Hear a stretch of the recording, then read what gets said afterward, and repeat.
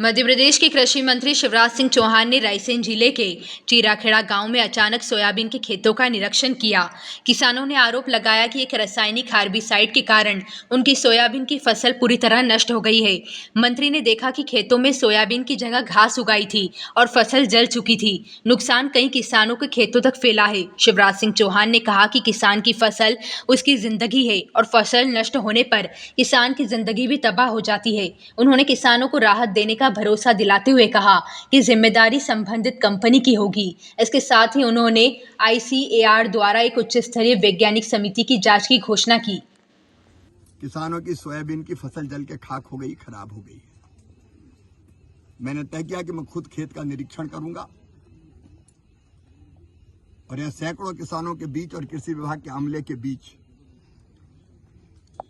आज खेत का निरीक्षण किया। सोयाबीन की फसल पूरी तरह से नष्ट हो गई, जल गई। खेत में सोयाबीन की जगह खरपतवार खड़ा है। किसी HPM कंपनी की दवाई डालने के कारण यह हुआ है और यह शिकायत एक खेत की नहीं है, कई किसानों ने मुझे की है। एक उच्च स्तरीय वैज्ञानिकों का दल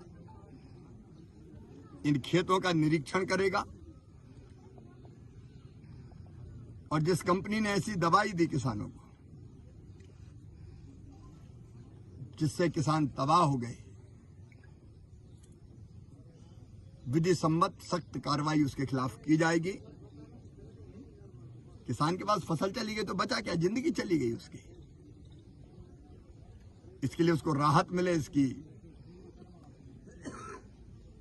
व्यवस्था करने में कोई कसर नहीं छोड़ेगी और कंपनी को ही करना चाहिए। अभी मैंने एक प्रतिवेदन देखा, मुझे बताया KVK रायसेन के किसी वैज्ञानिक ने जो प्रतिवेदन दिया है वो सही नहीं है। इसलिए उच्च स्तरीय वैज्ञानिकों का दल आएगा, जांच करेगा और किसानों को पूरा न्याय दिलाया जाएगा और एक अभियान शुरू होगा पूरे देश में ऐसी कंपनियों के खिलाफ जो घटिया, नकली और खतरनाक दवाइयां देते हैं और किसानों को लूटते हैं।